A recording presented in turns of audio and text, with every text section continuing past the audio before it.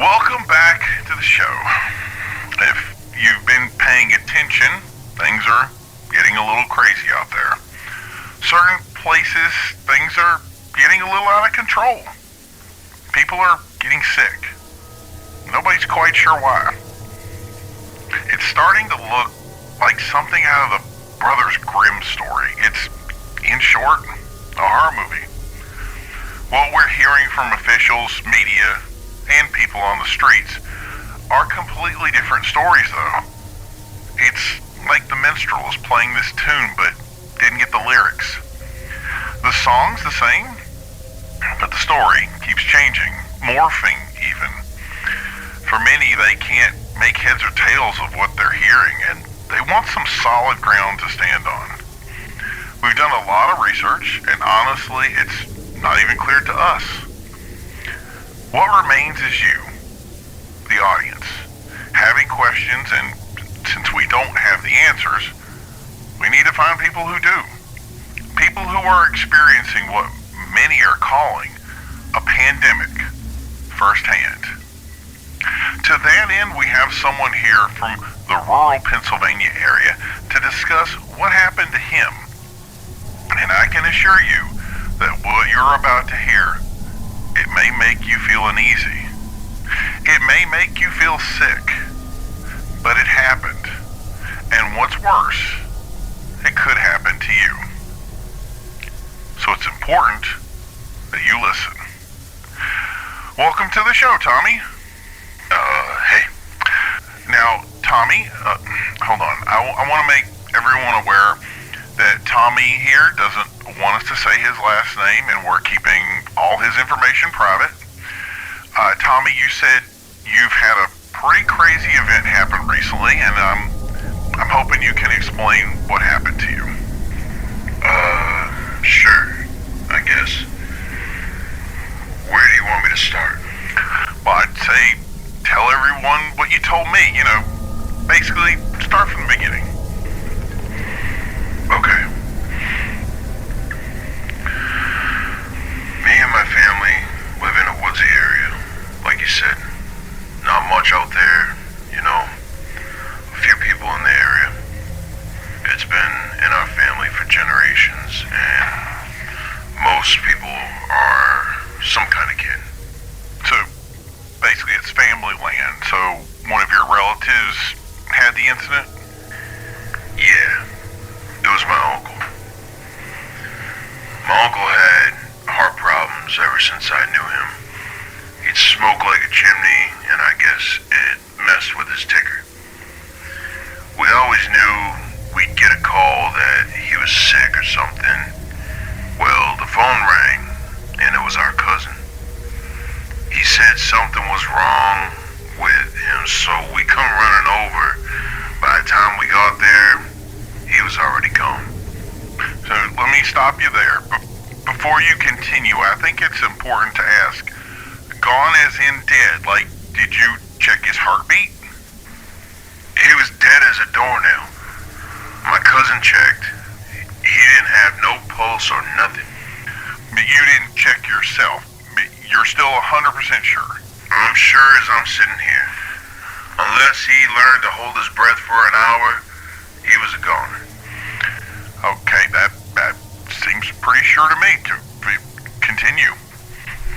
I had noticed he had blood on his arm. His shirt was torn, and his face was bloody. My cousin said that he had been out in the field seeing a stranger walking around, and he had attacked my uncle, and my cousin said the strain must have caused him to have a heart attack. We called the emergency number, but we couldn't get through. We tried, and a couple of times the line went bad. We couldn't even get a ringer. Me and my cousin gave up and just sat down on the couch downstairs and just drank a beer. A little time passed, and we heard somebody moving. We thought it was coming from outside. Maybe that stranger had come back, but no.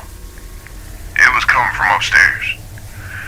It was like someone just kind of walking around up there. We're both worried, so my cousin got the shotgun from the hanger on the door, and I got the 22, and we both went upstairs. My cousin turned the corner, and there was our uncle. He looked confused, and his eyes were white as Mom's Christmas tiles. It was like he was just wandering around the room like he was nervous. My cousin called his name, and he turned towards us, but he didn't say nothing. I don't know if he could see us with his eyes all messed up. My cousin put his hand on his shoulder like he was about to ask him if everything was okay. And for a second I thought he'd even say something. But instead he grabbed my cousin's hand and bit down on it hard. I hadn't heard him yell that loud since the squirrel got him on a hunting trip up in the mountain. He pulled away and... What was it, Tommy? My uncle was eating his hand. It was like chewing tobacco. He kept gnawing at it with this wet smacking sound. He was still chewing when he started looking around like he was trying to find us. My cousin raised his gun as he ran out of the room. He pulled the trigger, but it missed pretty bad from the chunk missing from his hand, and seemed to howl from the thump that gun gave him. He was bleeding pretty bad. I had my gun up, but I just couldn't shoot my uncle. I ran down the stairs to grab a towel. I tried the phone again, but it still wasn't working. It was making a strange noise. I ran back to the stairs, and I saw my cousin. He was sitting down outside the door, and my uncle was going at him again. I don't think he could even do anything. He was hurt so bad. He took the shotgun and put it to his mouth and pulled the trigger. My uncle just started gnawing at him, and I just ran. If you folks listening can probably surmise,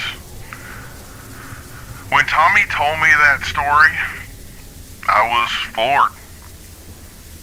And Tommy, I'm sorry you had to tell it again, but thank you for sharing it with our audience. It's a story that only you can tell.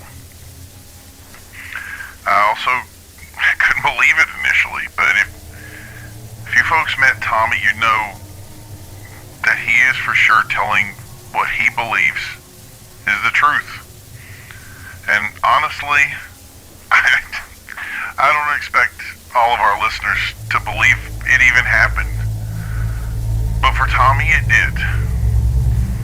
Ain't nothing about that a lie. You can go to that house right now and you'll see. Tommy, did the police or anyone ever show up? I never saw anyone coming out. Now, I know what people are going to ask us, and no, we haven't gone to the house. We contacted authorities. That said, they said they would travel there and advise us. But we've heard nothing back, and once this thing started to come apart, we were too busy to focus on a single small story that authorities were telling us was simply crazy. We don't even know if anyone ever went to the house at all. Tommy has other relatives that live there, and some, he said, were even on the way to the house. But with everything going on now, he's afraid of what the government would do if they knew this information. So we've respected his wishes to keep it silent. Do you plan to return, Tommy? Well, I did at first, but now things changing. The way they have, I think, I'm find a better place to go until this all goes away. We got some relatives west of here that I could stay with. I just hope they haven't had the same problem there. Oh, we're hearing that this hasn't thankfully traveled to the western part of the state as yet. So you should be okay. I'm hoping. I got no way of reaching them. So I hate to ask Tommy, but before you leave today, I know that people are gonna question what they've heard here. And I'm certainly questioning it, and I believe you. What would you say to officials that said that you imagined this, that you had to have been mistaken? I mean, you're no doctor or nurse, right? How do you know he wasn't already sick? I didn't imagine this. My uncle was fine yesterday. Sure, he weren't no spring chicken, but if he hadn't been attacked, I'm sure he'd be fine. Whoever attacked him got him sick, and it killed him. And he came back. There ain't nothing else to say. So don't take it personal, but I have to ask, did your uncle take any sort of illicit drugs, meth, heroin? Was he using anything for his heart condition? My uncle didn't do drugs. He was in the war, and he hated them. The only thing he took was a couple pills for his heart, and that was all I knew. Okay, I just want you to know, I don't think he did either. It's what the CDC and other officials are saying, that this is a drug thing. So if he wasn't taking any drugs, it couldn't be a drug thing. I want to thank you for coming out, Tommy, and I hope you can move past these events and stay safe.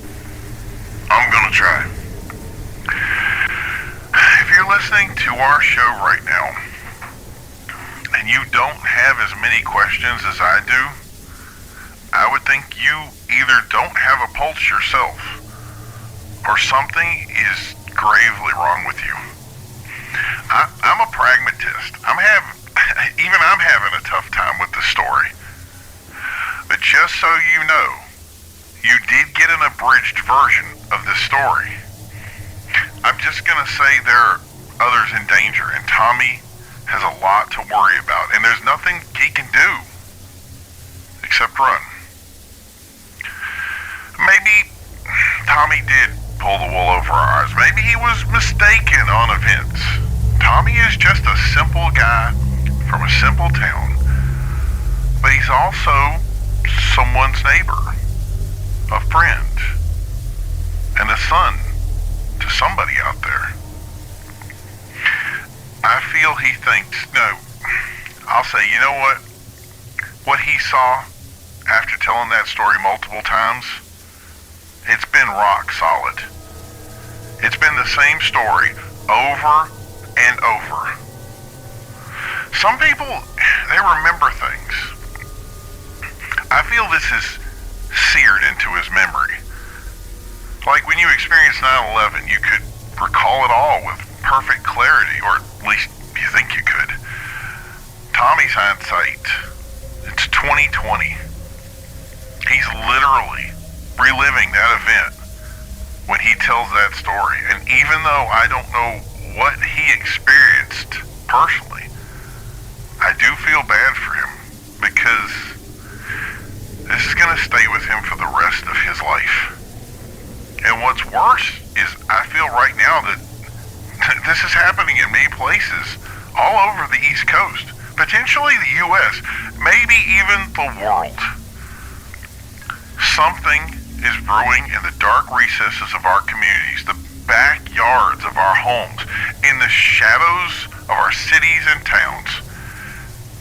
It can no longer be contained, and it's spilling out to the streets. And we very well may not survive it. So, whether you believe Tommy or not, I hope you were at least paying attention. Don't keep this quiet. Share this to anyone and everyone you know. Share it to the world.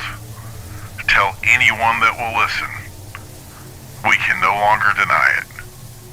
The dead are coming